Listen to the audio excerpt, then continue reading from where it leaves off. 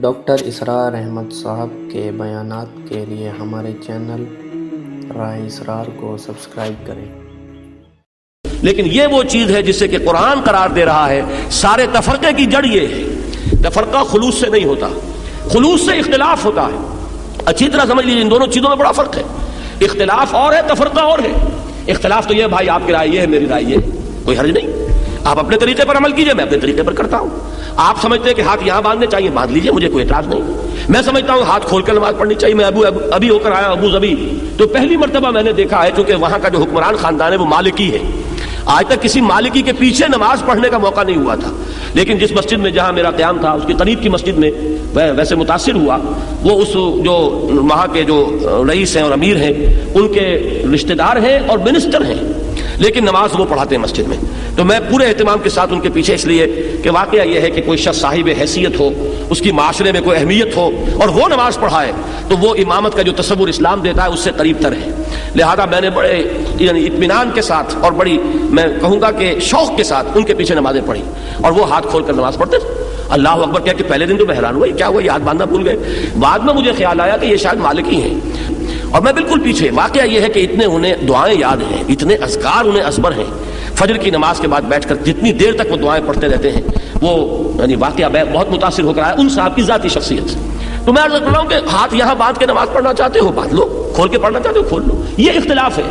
اور اگر یہ ہو کہ اس کے پیچھے اب نماز نہیں ہوتی، اب ہماری نماز علیحدہ ہوگی، ہماری مسجد علیحدہ، یہ تفرقہ ہے، یہ کٹ جانا ہے، یہ من دیگرم تو دیگری ہے۔ تو تفرقہ اور شے ہے، اختلاف اور شے ہے۔ اختلاف امام مالک میں، امام احمد ابن حنبل میں ہے، اختلاف امام مالک اور امام ابو حنیفہ میں ہے، اختلاف امام ابو حنیفہ اور ان کے شاگردوں میں ہے۔ قاضی ابو یوسف کی رائے اور ہے، امام محمد شیبانی کی رائے اور ہے، امام ظفر کی رائے اور ہے۔ تو اختلاف تو قطعاً کوئی بری شے نہیں، بلکہ اختلاف تو اس کائنات میں اللہ تعالیٰ کی کریشن کے اصولوں میں سے ایک اصول ہے۔ دو انسانوں کی شکلیں ایک جیسی نہیں، دو انسانوں کی انگوٹھے کے یہ جو نقش ہیں یہ ایک جیسے نہیں، تھم امپریشن کی بنیاد پر آپ لوگوں کو پہچانتے ہیں۔ تو معلوم ہوا کہ اختلاف میں کوئی بری بات نہیں ہے، تفرقہ برا ہے، اور تفرقہ جہاں بھی ہوتا ہے وہ خلوص سے نہیں ہوتا، وہ تفرقہ ہمیشہ جو ہے وہ ہوتا ہے بغیم بینہم وما تفرقوا الا من بعد ما جاءہم العلم بغیم بینہم۔ نہیں تفرقے میں مبتلا ہوئے یہ مگر اس کے بعد کہ ان کے پاس العلم، ہدایت، روشنی اللہ کی آ چکی تھی، اور کس لیے ہوئے؟ آپس میں زدم زدہ، ایک دوسرے پر فوقیت حاصل کرنے کے لیے، ایک دوسرے پر بالا دستی کے حصول کے لیے۔ وَلَوْلَا كَلِمَةٌ سَبَقَتْ مِن رَبِّكَ، اور اے نبی اگر تیرے رب کی طرف سے ایک بات پہلے سے طے پا چکی نہ ہوتی، ایک بات طے پا چکی ہے، اللہ تعالیٰ مہلت دے گا، اللہ تعالیٰ نے رسی دراز کی ہے، وہ فوراً نہیں پکڑتا، بلکہ جتنی مہلت اس نے جس کے لیے لکھ دی ہے اتنی مہلت وہ دے گا۔ یہ بات ذہن میں رکھیے ذرا۔ جب ابو جہل مار رہا تھا حضرت سمیہ کو رضی اللہ تعالی عنہا، کتنے صحابہ کے دل میں یہ آرزو ہوتی ہوگی کاش اس بدبخت کا ہاتھ شل ہو جائے، کاش کہ اس کے اوپر فالج گرے کہ یہ ہماری ایک بہن کو اس طرح مار رہا۔ اور وہ تو مسلمان شاید اس وقت اپنی جانیں ہتھیلی پر رکھ کر اس کی ٹکا بوٹی کر دیتے، لیکن جیسا کہ میں انقلاب کے مراحل کے ضمن میں بیان کر چکا ہوں، اور کل پھر مجھے بیان کرنا ہے، کورنگی میں جو میری تقریر ہے وہ اسی موضوع پر ہے، پاکستان میں اسلامی انقلاب کیا، کیوں اور کیسے، اسی موضوع پر۔ تو اس میں یہ ہے کہ حکم نہیں تھا، اجازت نہیں تھی، بدلہ لینے کی اجازت نہیں تھی، حکم یہ تھا کہ مار کھاؤ، تمہارے ٹکڑے اڑا دیں، لیکن تمہیں ہاتھ اٹھانے کی اجازت نہیں، صبر کرو، جھیلو۔ لہذا وہ مجبور تھے، لیکن دل میں تو خواہش ہوتی ہوگی کہ کاش اس کا ہاتھ شل ہو جائے، یہ ہاتھ جو کوڑا اٹھا کر یہ مار رہا ہے اس سمیہ رضی اللہ تعالی عنہ پر، کاش کہ اس کا یہ ہاتھ یہیں پر شل ہو جاتا، لیکن نہیں، اللہ نے رسی دراز کی ہوئی ہے، اللہ نے مہلت دی ہوئی ہے۔ جب تک وہ مہلت ہے جو کچھ کر رہا ہے کرے۔ ہمارے بندوں کے لیے یہ آزمائش ہے، آزمائش ہی نہیں، تربیت کا ذریعہ ہے۔ ان کے اندر ایمان اور نکھر رہا ہے، ان کے یقین میں اور اضافہ ہو رہا ہے، ان کے اندر جو اگر کوئی کسی درجے میں کوئی کھوٹ ہے، ان آزمائشوں کی بھٹیوں میں سے گزر کر وہ کھوٹ ختم ہو رہا ہے۔ لہذا ہر شے کی ایک حکمت ہے۔ فرمایا اے نبی اگر آپ کے رب کی طرف سے ایک وقت معین کے بارے میں فیصلہ نہ ہو چکا ہوتا، لَقُضِیَ بَیْنَہُم، تو ان کے مابین معاملات چکا دیے جاتے، ان کا فیصلہ کر دیا جاتا، ان کا قصہ چکا دیا جاتا، لیکن یہ کہ چونکہ اللہ تعالیٰ نے مہلت دی ہوئی ہے، لہذا اب یہ جو کچھ کر رہے ہیں آپ کی مخالفت میں، ریشہ دوانی جو کر رہے ہیں، سازشیں کر رہے ہیں، اس کی انہیں چھوٹ ہے۔ ابھی اللہ کی پکڑ جب آئے گی تو اِنَّ بَطْشَ رَبِّكَ لَشَدِيدٌ، لیکن جب تک وہ پکڑ نہیں آتی اللہ کی طرف سے انہیں مہلت ملی ہے۔ وَإِنَّ الَّذِينَ أُورِثُوا الْكِتَابَ مِن بَعْدِهِمْ، اس ٹکڑے کو بھی اچھی طرح انڈر لائن کیجیے اور یاد کیجیے گا، اور وہ لوگ کہ جو وارث بنائے گئے کتابوں کے ان کے بعد، لفی شک منہ مریب، اب اس کے بارے میں ایک شک اور شبہ کے اندر مبتلا ہے، اور وہ شک بھی وہ ہے کہ جو دل میں خلجان پیدا کر دینے والا ہے۔ یہ کیا بات فرمائی؟ دیکھیے اللہ تعالیٰ نے نبی بھیجا، نبی کو کتاب دی، اب اس کے بعد کچھ عرصے تک تو امت نے کتاب کو تھاما، نبی کے راستے پر چلے، اس کے بعد بدعات، اس کے بعد نئی رسومات، اس کے بعد تفرقہ، اس کے بعد اختلاف، کتابیں پڑھ رہے ہیں، تورات کے عالم ہیں، آپس میں دست و گریبان ہیں، اسی تورات کو پڑھ رہے ہیں، وہ اس کو کافر کہہ رہا ہے، وہ اس کو کافر کہہ رہا ہے، نتیجہ کیا نکلے گا؟ اگلی نسل کے دل میں شکوک و شبہات پیدا ہو جائیں گے۔ آج جو آپ اپنے معاشرے میں دیکھ رہے ہیں، علماء کا اختلاف، علماء آپس میں دست و گریبان، فلاں فلاں کے کفر کا فتویٰ دے رہا ہے، وہ اس کے کفر کا فتویٰ دے رہا ہے، اس کی نماز اس کے پیچھے نہیں ہو رہی، اس کی نماز اس کے پیچھے نہیں ہو رہی، اور غضب خدا کا یہ کہ دونوں حنفی، بریلوی بھی حنفی اور دیوبندی بھی حنفی، لیکن حنفی کے مابین اس طرح کا بیر، اس طرح کی دشمنی، جیسا کچھ کہ ہوا تھا پچھلے سال بادشاہی مسجد لاہور پر باقاعدہ مارکات جو ہے وہ سرگرم ہوا، اور جہاں پہ کہ کئی لوگ زخمی ہوئے۔ یہ سب کچھ کیا ہو رہا ہے؟ مسجدوں پہ حملے، مسجدیں جو ہیں انگلستان کی مسجدوں میں تالے پڑوا دیے، انگلستان کی مسجدوں میں کتوں کو داخل کرنا پڑا ہے، وہ جو آپس میں مسلمان دست و گریبان تھے تو کتوں کے ذریعے سے ان کو چھوڑ کر کتوں کو ان پر، تو انہیں ایک دوسرے سے علیحدہ کیا گیا ہے۔ یہ ہے جو دین کی نیک نامی کا ذریعہ بن رہے ہیں کچھ لوگ انگلستان میں جا کر کہ یہ ہے ہمارا دین، یہ بھی دین محمدی کے ماننے والے، وہ بھی دین محمدی کے ماننے والے، لیکن یہ کہ دوسروں پر جو اثر ہوگا سو ہوگا۔ پہلا نقد اثر جو ہوتا ہے خود اپنی نوجوان نسل پر ہوتا ہے، وہ دین سے برگشتہ ہو جاتی ہے۔ دین میں اگر کچھ ہوتا تو ان کا رویہ یہ ہوتا، دین میں اگر کوئی خوبی ہوتی تو ان کا طرز عمل یہ ہوتا۔ یہ لوگ اپنی اپنی مسندوں کو سنبھال کر بیٹھے ہوئے ہیں، اس کے سوا انہیں دین سے کوئی غرض نہیں، کوئی دلچسپی نہیں۔ یہ ہے وہ نتیجہ کہ جو پیدا ہوتا ہے سب سے خطرناک، کہ نئی نسل، آنے والی نسل وہ دین سے برگشتہ ہو جاتی ہے۔ وَإِنَّ الَّذِينَ أُورِثُوا الْكِتَابَ مِن بَعْدِهِمْ، اور وہ لوگ کہ جو ان کے بعد کتاب کے وارث بنائے گئے، لَفِي شَكٍّ مِّنْهُ مُرِيبٍ، وہ اس کتاب ہی کے بارے میں شک و شبہ میں مبتلا ہو گئے۔ اگر اس قرآن میں خیر تھا تو یہ کیا ہو رہا ہے جو ظاہر ہو رہا ہے؟ ہم نے تو قرآن نہیں پڑھا۔ دیکھیے میں بات وہ کر رہا ہوں جو صحیح بات آپ کے معاشرے میں ہے، کہ ایک شخص کہتا ہے میں نے تو قرآن نہیں پڑھا بھائی، میں تو اس لیے گمراہ ہوں، یہ تو قرآن کے پڑھے ہوئے ہیں، ان کو کیا ہوا ہے؟ ان کا کردار کیا ہے؟ ان کا طرز عمل کیا ہے؟ یہ قرآن کے حافظ، یہ قرآن کے ایک ایک جو ہے لفظ کے بارے میں بتا دیں گے کہ اس کا اعراب کیا ہے، اور ذرا زبر اور زیر کی غلطی ہو جائے تو پکڑ لیں گے، لیکن قرآن مجید نے ان کے کردار پر کیا اثر کیا ہے، ان کو جو آپس میں پھڑا ہوا ہے، تو اس سے جو اصل جو بد اعتمادی پیدا ہوتی ہے خود اس قرآن کی طرف سے ہوتی ہے۔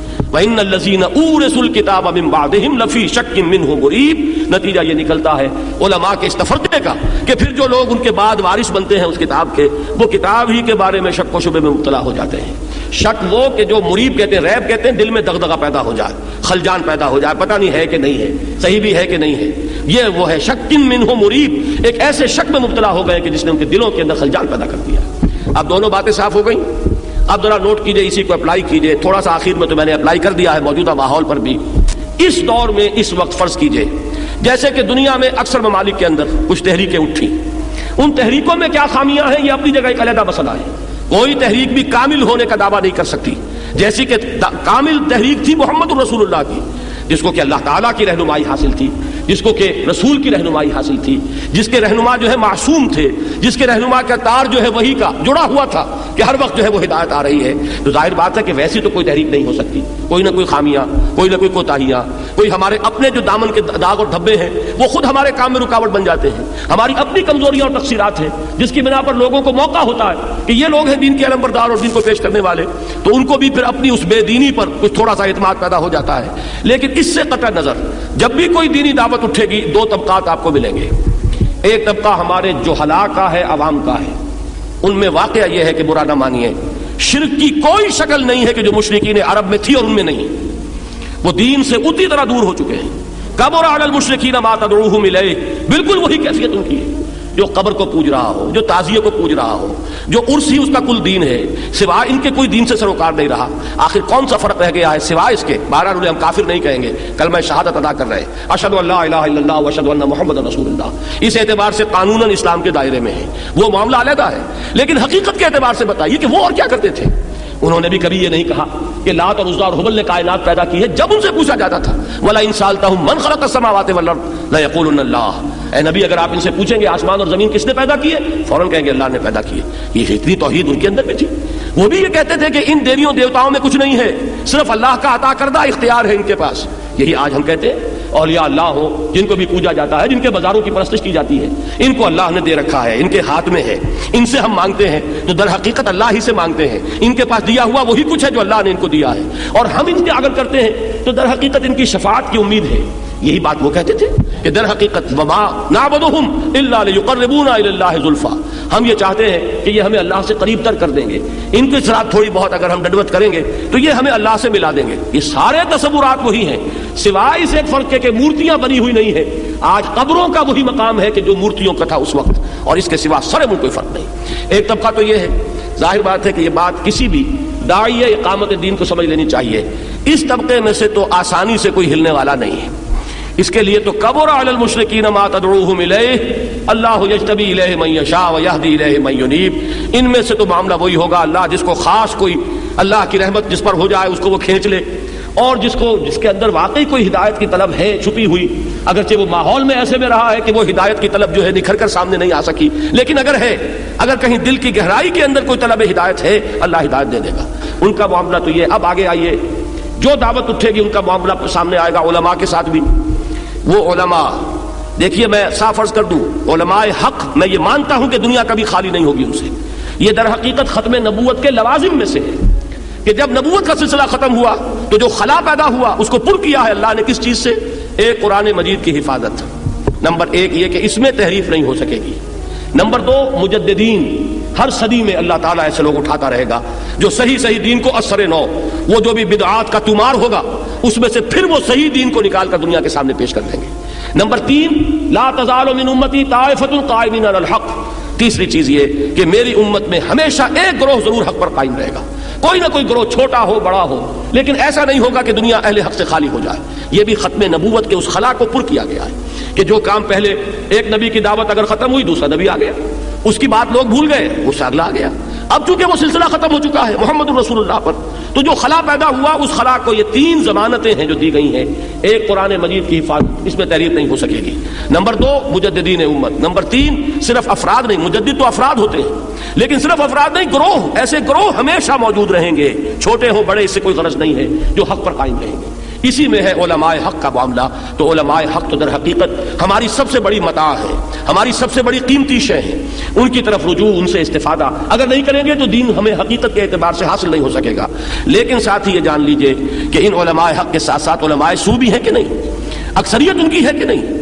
جتنا زمانہ بگڑا ہے اس میں جہاں عوام بگڑے ہیں، علماء کے اندر بھی اب علماء سو کی کثرت ہے، جو اپنے عہدوں اور مسندوں کے پجاری ہیں، جو اپنے مفادات اور اپنے جو بھی مراعات ہیں وہ ان کو رکھتے ہیں پیش نظر۔ یہ نہیں کہ بات حق کیا ہے اور صحیح کیا ہے اور غلط کیا ہے، بلکہ یہ کہ کس چیز کی زد ہمارے چیز پر پڑ رہی ہے، کسی چیز کا کوئی نقصان ہمارے مقام اور مرتبے اور ہماری مسندوں کے اوپر تو نہیں کوئی آنچ آ رہی۔ یہ چیز جن کے نزدیک بھی فائق ہو جائے گی وہی در حقیقت علماء سو ہیں۔ اور یہ جان لیجئے کہ حضور صلی اللہ علیہ وسلم کی ایک حدیث ہے، ایک زمانہ آئے گا کہ حال یہ ہو جائے گا، غور سے سنیے، مسلمانوں کی مسجدیں آباد تو بہت ہوں گی، مساجدہم عامرۃ وہی خراب من الہدی، لیکن ہدایت سے بالکل خالی ہوں گی۔ نمازی بہت، مسجد بڑی عالی شان، سنگ مرمر لگا ہوا ہے اور قالین بچھے ہوئے ہیں، فانوس جو ہے لٹک رہے ہیں، یہ سب کچھ ہے، اور نمازیوں کی بھی تعداد ہے۔ وہ تو اقبال نے جو کہا تھا کہ مسجدیں وہ نوحہ خواہ ہے کہ نمازی نہ رہے، مرثیہ خواہ ہے کہ نمازی نہ رہے، لیکن یہ کہ حضور کی حدیث میں بالکل دوسری بات ہے، مساجدہم عامرۃ، ان کی مساجد بڑی آباد ہوں گی، وہی خراب من الہدی، لیکن ہدایت سے خالی ہوگی۔ وعلماؤہم، اور مسلمانوں کے علماء، شر من تحت ادیم السماء، آسمان کی چھت کے نیچے جو مخلوق ہے ان میں بدترین لوگ علماء ہوں گے۔ من عندہم تخرج الفتنہ وفیہم تعود، ان کے اندر سے فتنہ برآمد ہوگا، انہی کے اندر گھس جائے گا، جو فتنہ اٹھے گا ان کے اٹھائے اٹھے گا اور انہی کے اندر وہ پھیلے گا۔ آپ سوچ کیجئے، آخر دین الہی جو ہے اس کی تصنیف کرنے والے علماء ہی تھے۔ اکبر کے نام پر تو تہمت ہے، اکبر کو اندر یہ صلاحیت کہاں تھی کہ وہ نیا دین تصنیف کر لے؟ وہ تصنیف کر کے دینے والے ابو الفضل اور فیضی جیسے صاحب علم اور صاحب فضل شخصیت ہیں۔ ابو الفضل اور فیضی، وہ شخص کے جس نے بے نقطہ تفسیر لکھ دی قرآن کی، پورے قرآن کی تفسیر جس میں کوئی لفظ حرف ایسا نہیں آیا کہ جس میں نقطہ بھی ہو، اس کی صلاحیت کا آپ اندازہ کیجئے۔ لیکن یہ ہے کہ جب یہی علم، جب اس میں بغیم بینہم آ جاتا ہے تو یہی علم جو ہے انسان کا مارے آستین بنتا ہے، یہی علم اس کے لیے وبال جان بن جاتا ہے۔ علم را بر دل زنی یارے بود، علم را بر تن زنی مارے بود۔ اس علم کو اگر تم اپنے دل کے اوپر لگاؤ گے تو یہ تمہارا ساتھی ہے، مددگار ہے، یار ہے، اور یہی تن کے اوپر لگاؤ گے، تن پروری کا ذریعہ بناؤ گے تو یہی علم جو ہے یہ سانپ بن کر تمہیں ڈسے گا۔ یہ ہے وہ معاملہ کہ یہ بات پوچھی جاتی ہے، یہ کیوں نہیں مانتے، ان کی تائید کیوں حاصل نہیں ہو رہی، ان کا کام ہم کرنے کے لیے اٹھے ہیں؟ یہ علماء دین کا کام تھا کہ جو انہیں کرنا چاہیے تھا. اگر آج ہمیں اللہ نے توفیق دی ہے تو انہیں تو خوش آمدید کہنا چاہیے تھا. اس کا جواب ہے جو آپ کو اس آیت میں ملے گا، فما تفرقوا الا من بعد ما جاءهم العلم بغيا بينهم ولولا كلمة سبقت من ربك الى اجل مسمى لقضي بينهم وان الذين اورثوا الكتاب من بعدهم لفي شك منه مريب. مجھ سے ابھی واقعہ ہوا یہ ابو ظبی میں ایک بڑے نوجوان عالم دین، قاری، حافظ، اور وہ میرے تمام لیکچرز کے اندر شریک رہے 9 دن پورے. وہ آئے میرے پاس جہاں میں مقیم تھا، بہت ہی دبے الفاظ میں خاص حلقے کے علماء کا ذکر کر کے انہوں نے کہا کہ وہ آپ کا ساتھ کیوں نہیں دے رہے. میں نے کہا کہ وہ آپس میں ایک دوسرے کا ساتھ دے رہے ہیں کیا؟ وہ سب اسی حلقے سے متعلق ہیں. میں نے گن کر میں نام اس سے لینا نہیں چاہتا. وہ کتنی شاخوں میں بٹے ہوئے ہیں، کتنے تفرقہ ان کے اپنے اندر ہیں. وہ اگر ایک دوسرے کو تسلیم نہیں کر سکتے، وہ کہ جو ایک ہی بزرگوں کے نام لیوا، ایک ہی مسلک کے ماننے والے. میں تو نہ ان بزرگوں سے فیضیاب ہوا، نہ میں ان درسگاہوں سے میں نے علم حاصل کیا. ظاہر بات ہے کہ مجھے کیسے مان لیں جب ایک دوسرے کو نہیں مان رہے. ایک دوسرے کے ساتھ جو تفرقے ان کے ہیں وہ ہے جواب جو یہاں آیا. سمجھ رہے ہیں آپ بات کو؟ قرآن مجید کو یہ نہ سمجھیے کہ یہ صرف پچھلے زمانے کی باتیں ہیں. ان کو اپلائی کیجئے دور حاضر پر. یہ ہمیشہ ہمیشہ کے لیے ہمارے لیے ہدایت اور رہنمائی ہے. شرع لكم من الدين ما وصى به نوحا والذي اوحينا اليك وما وصينا به ابراهيم وموسى وعيسى ان اقيموا الدين ولا تتفرقوا فيه كبر على المشركين ما تدعوهم اليه الله يجتبي اليه من يشاء ويهدي اليه من ينيب وما تفرقوا الا من بعد ما جاءهم العلم بغيا بينهم ولولا كلمة سبقت من ربك الى اجل مسمى لقضي بينهم وان الذين اورثوا الكتاب من بعدهم لفي شك منه مريب. اب ان حالات میں اگر کوئی اللہ کا بندہ کھڑا ہو تو اسے کیا کرنا چاہیے؟ ظاہر بات ہے اس کے لیے اسوہ ہے محمد کا صلی اللہ علیہ وسلم. اب یہاں تیسری آیت جو ذرا طویل آیت ہے، اس میں آپ دیکھیں گے کہ حضور سے خطاب اب براہ راست ہو رہا ہے. فرمایا فلذلک فادعوا. وہ جو میرا ارادہ تھا کہ ہم وہ اگلی 8 آیتیں بھی پڑھیں، یہ آدھا ورق پھاڑ کر دیتے جائیے گا، یہ پھر کبھی کام آئے گا. آج یہ 1 ورق کی آیات ہی صرف ہو سکیں گی. یہ تیسری آیت میں بیان کر رہا ہوں، اسی پر آج کا بیان ختم ہو جائے گا. فرمایا فلذلک فادعوا. اب یہ واحد کا صیغہ ہے. خطاب کس سے ہے؟ محمد الرسول اللہ صلی اللہ علیہ وسلم سے. اے نبی آپ اسی کی دعوت دیتے چلے جائیے. فلذلک فادعوا، کوئی لفظ مشکل نہیں. ادعو کیا ہے؟ امر کا صیغہ، پکارو. ادعو الی سبیل ربک بالحکمت والموعظۃ الحسنۃ وجادلهم بالتی احسن. بلاؤ اپنے رب کے راستے کی طرف حکمت کے ساتھ، موعظہ حسنہ کے ساتھ. اور کہیں جھگڑنا پڑ جائے تو بڑی خوبصورتی کے ساتھ جھگڑو. جھگڑا بھی کرنا پڑے گا، مناظرے کی ضرورت بھی پیش آ جاتی ہے، لیکن اس میں بھی اپنا جو وقار ہے، اپنا اخلاقی وقار، اس کو مجروح نہ ہونے دو، اس کو برقرار رکھو. وہی لفظ آیا ادعو فلذلک فادعو. تو اے نبی اسی کی دعوت دیتے رہیے. اب آپ لے ذالکا، یہ ذالکا اشارہ ہے. اس میں اشارے کے بارے میں طے کرنا ہوتا ہے مشار الیہ کون ہے، کس چیز کی طرف یہ اشارہ کر رہا ہے. اس کا اشارہ ہے ان اقیم الدین، دین کو قائم کرو. اے نبی آپ اس کی دعوت دیتے رہیے. آپ پرواہ نہ کیجئے نہ ان مشرکین کی نہ ان اہل کتاب کی.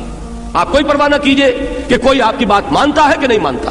بالکل پرواہ نہ کیجئے کہ آپ کی آواز دیواروں سے ٹکرا کر واپس آتی ہے یا یہ کہ دلوں میں اترتی ہے. آپ کا فرض یہ ہے کہ دعوت دیتے چلے جائیں. آپ کا کام ہے اس دعوت پر استقامت. آپ ڈٹے رہیے. فلذلک فادعوا واستقم کما امرت. اور استقامت اختیار کیجئے، جمے رہیے، ڈٹے رہیے جیسے کہ آپ کو حکم ہوا ہے. اس میں 2 باتیں سامنے آئیں. ایک تو کسی بھی مسلمان کے لیے جو واقعتاً اسلام پر عمل کرنا چاہتا ہو، جیسے کہ اس پر عمل کرنے کا حق ہے. دعوت کا عمل لازمی ہے. دعوت دے، خود اللہ کا بندہ بنا، اللہ کی بندگی کی دعوت دے. اور اس دعوت کا ایک ہدف ہے، وہ ہے اقامت دین. محض تبلیغ نہیں، صرف پھیلاتے رہنا نہیں، صرف ایک بات کو عام کرتے رہنا نہیں. تبلیغ میں فرق ہے، اس کو اچھی طرح سمجھ لیجئے گا. یہ باہر سے مثال دینے سے زیادہ بات واضح ہوتی ہے، اندر سے مثالیں دوں گا تو شکایت پیدا ہو جائے گی. ایک تبلیغ ہے کرسچینٹی کی، ایک تبلیغ ہے کمیونزم کی. کیا فرق ہے اس میں؟ کرسچینٹی کی تبلیغ محض تبلیغ ہے، مذہبی تبلیغ، صرف ایک عقیدے کو پھیلانا ہے. نظام کوئی ہے ہی نہیں، ان کے پاس قانون ہی نہیں ہے. نظام کیا ہوگا؟ نظام تو بنتا ہے نا قانون کے جمع کرنے سے. قانون دیوانی، قانون فوجداری، قانون وراثت، قانون شہادت، قانون آئلی، ان سب کو جمع کریں گے تو نظام بنا دین کا. کیا چیز حرام ہے، کیا حلال ہے، یہ سود ہے اور یہ جوا ہے، یہ حرام ہے. یہ سارے قوانین مل کر نظام بناتے ہیں. اسی کو ہم کہتے ہیں کہ یہ اس کا سیاسی نظام ہے، یہ معاشی نظام ہے، یہ معاشرتی نظام ہے، یہ آئلی نظام ہے. جہاں شریعت ہی نہیں ہوگی وہاں نظام کہاں سے ہوگا؟ اور موجودہ عیسائیت وہ ہے جس میں شریعت ہی نہیں. حضرت عیسیٰ علیہ السلام تو یہ کہہ کر گئے تھے کہ don't think I have come to destroy law. یہ جملہ جو ہے حضرت مسیح کے سرمن آف دی ماؤنٹ میں gospel according to Lord Matthew آپ کو مل جائے گی. سینٹ میتھیو کی جو گاسپل ہے اس میں سرمن آف دی ماؤنٹ میں جملہ موجود ہے, آج بھی پڑھ لیجئے. لیکن عجیب تماشا ہے یہ تاریخ میں جو ہوتا ہے, بائبل موجود, متی کی انجیل موجود, یہ جملہ موجود, اور سینٹ پال نے شریعت منسوخ کر دی, ختم. اب موجودہ عیسائیت جو حقیقت میں پالزم ہے, یہ عیسائیت نہیں ہے, یہ پالزم ہے. تثلیث کا عقیدہ ایجاد کیا پال نے, حضرت مسیح سے کوئی ثابت نہیں کر سکتا اس کو. تو تثلیث کا عقیدہ, کفارے کا عقیدہ, شریعت کے منسوخ ہونے کا عقیدہ اور عیسائیت کی تبلیغ بنی اسرائیل سے باہر, یہ چار چیزیں وہ ہیں کہ جو در حقیقت ڈیسیجن لیے ہیں سینٹ پال نے, ان کی کوئی نسبت حضرت مسیح سے نہیں. حضرت مسیح تو وہی شریعت موسوی لاگو کر کے گئے تھے, اس نے شریعت کر دی منسوخ, تو اب کیا رہ گیا؟ آپ سوچئے اسلام میں شریعت ختم ہو جائے, نہ کوئی شے حلال نہ کوئی شے حرام, کتنا آسان ہو جائے گا. شراب پیو اور جو چاہو کرو, کوئی چیز حرام ہے ہی نہیں, کوئی چیز واجب نہیں, کوئی چیز فرض نہیں, نہ نماز فرض ہے, نہ روزہ فرض ہے, نہ زکوٰۃ فرض ہے, نہ حج فرض ہے. بس یہ کہ لو دائی نیبر ایز دائی سیلف, اپنے پڑوسی سے محبت کرو, خدا سے محبت کرو, اور حضرت مسیح سے اپنا ایک تعلق رکھو تاکہ وہ کفارہ جو بن گئے ہیں آپ کے لیے قیامت میں کام آ جائے, کہ آپ کے سارے گناہ اگر کوئی ہے وہ ختم ہو جائیں گے چونکہ مسیح کے نام لیوا ہو. اس سے زیادہ آسان مذہب دنیا میں کوئی ہو سکتا ہے؟ بلکہ در حقیقت مذہب کی نیگیشن ہے یہ. تو ایک ہے عیسائیت کی تبلیغ, محنتیں بہت کی ہیں, کہاں کہاں یہ مشنریز پہنچے ہیں آپ کو معلوم ہے. یہ افریقہ کے تپتے ہوئے صحراؤں میں جو اقبال نے کہا کہ دی اذانیں کبھی یورپ کے کلیساؤں میں اور کبھی افریقہ کے تپتے ہوئے صحراؤں میں, وہ انہوں نے بھی کیا کہ نہیں کیا؟ ہمارے ہاں جیکب آباد کی گرمی کا تصور کیجئے, اور وہاں مشن ہاسپٹل ہے کہ نہیں ہے؟ ہمارے ہاں اوپر جا کر یہ اٹک کے علاقے میں اور حسن عبدال کے علاقے میں کس قدر شدید گرمی پڑتی ہے, اور وہاں انہوں نے ہسپتال بنائے تھے کہ نہیں؟ تو انہوں نے عیسائیت کو پھیلایا, محنت بہت کی. لیکن عیسائیت کی تبلیغ صرف ایک عقیدے کی تبلیغ ہے, اس میں کوئی انقلاب پیش نظر نہیں ہے, اس لیے کہ نظام ہی کوئی نہیں جسے قائم کرنا ہو. میں کہا کرتا ہوں کہ گنجی کیا نہائے کیا نچوڑے, ہے ہی شے کچھ نہیں, بال ہی نہیں ہے تو کس چیز کو نچوڑے گی, کسے خوش کرے گی؟ اسی طریقے سے جس مذہب میں شریعت ہی نہیں قائم, کس شے کو کرے گی؟ اس کی تبلیغ کا مطلب ہے صرف ایک عقیدے کی تبلیغ. جبکہ اشتراکی تبلیغ کا کیا مطلب ہے؟ انقلابی تبلیغ. اشتراکی تبلیغ کرتا ہے, لوگوں کو ہم خیال بناتا ہے, اپنے خیالات پھیلاتا ہے, اپنا لٹریچر عام کرتا ہے. کس لیے؟ تاکہ اشتراکی انقلاب کا راستہ ہموار ہو, تاکہ نظام بدل جائے. ڈاکٹر اسرار احمد صاحب کے بیانات کے لیے ہمارے چینل راہ اسرار کو سبسکرائب کریں اور بیل آئیکن کو ضرور دبائیں تاکہ مزید آنے والی ویڈیوز آپ تک پہنچ سکیں.